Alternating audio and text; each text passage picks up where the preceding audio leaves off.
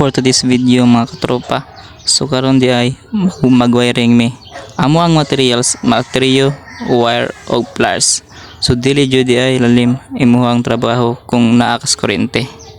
Kaya usahay dili ka kabantay, inikupot nimo, nag-on ang flangka, sakit ra ba jud ang makuryentihan. Maigking lang ka og galit. So wala naman tayo mahimo para sa atong future. Magpadayon gihapon ta para mag-graduate sa grade 12. Ilang beses mang muntikang sumuko, aking pinaglaban upang ako'y lalago. Maraming isinisakripisyo na luha, pawis at dugo.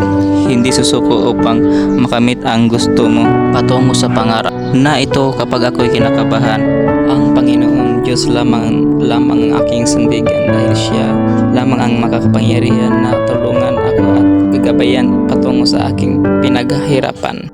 Kailangan natin itong paghirapan upang ang pangarap ay makamtan. Tama ba ako, kaibigan? Huwag din natin itong kalimutan ang ating mga kasamahan noong tayo'y wala pang kaalaman. Ang pangarap ay layunin sa buhay na kapag pinaghirapan ay tulay patungo sa ating tagumpay. Kaya ang pangarap ay ingatan nating tunay. Okay kayo mga idol, nagrap na taan eh. Sumaod din yung mga katropa. Busy kayo sa eskwelahan, kaya nagabot-abot ang mga project na tanawa. Ang uban wa kadalag may materials na nga tugra. Ako nagbidyo ako dire kay wala mo kadalag materials, labon pa ko aniron. Manjud ko aning mamron.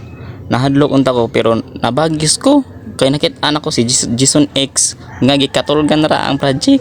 O di ba? So dili na ta angay mahadlok.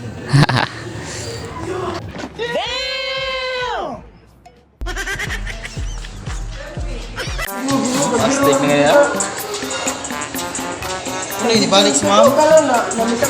Boss, kondisyon na boss. Sarang effort ni. Ha? Ay, kay mapil na vlog mo ha? Makita na. Hoy! Kabaga, balik mo! Respect na, pana. Yung content creator. So what's up di mga ka-idol? Dihara ako tapang video.